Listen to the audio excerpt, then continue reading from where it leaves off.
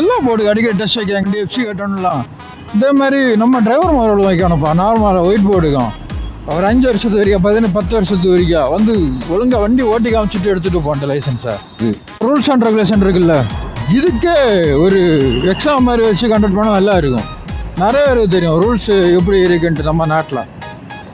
எவனுக்குமே தெரியாது எந்தெந்த rules. Traffic light போட்டால் சிக்னல் போட்டால் எங்கே நிற்கணும், ரோட்டில் வந்து நிற்பாங்க, ஒயிட் லைனில் நிற்கணும்னு உள்ளது கூட தெரியாது. அதுலேயே சிக்னல் போட்டால் ஒயிட் லைனில் நிற்கணும்னு தெரியாது, எந்த இடத்துல லெஃப்ட் ரைட் எடுக்கணும்னு தெரியாது, இண்டிகேட்டர் போடணும்னு தெரியாது, எங்கெங்கே ஹார்ன் அடிக்கணும்னு தெரியாது.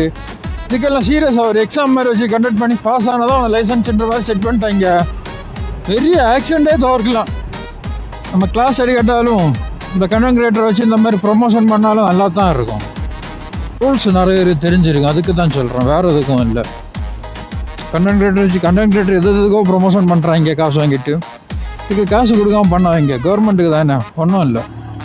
அதுவும் கவர்மெண்ட்டுக்குன்னு இல்லை, இது பப்ளிக்கு ஹெல்ப்பு தான். ரூல்ஸ் அண்ட் ரெகுலேஷன் நிறைய பேர் தெரிஞ்சிருக்கும், டிராஃபிக் ரூல்ஸ்னால் என்னன்ட்டு.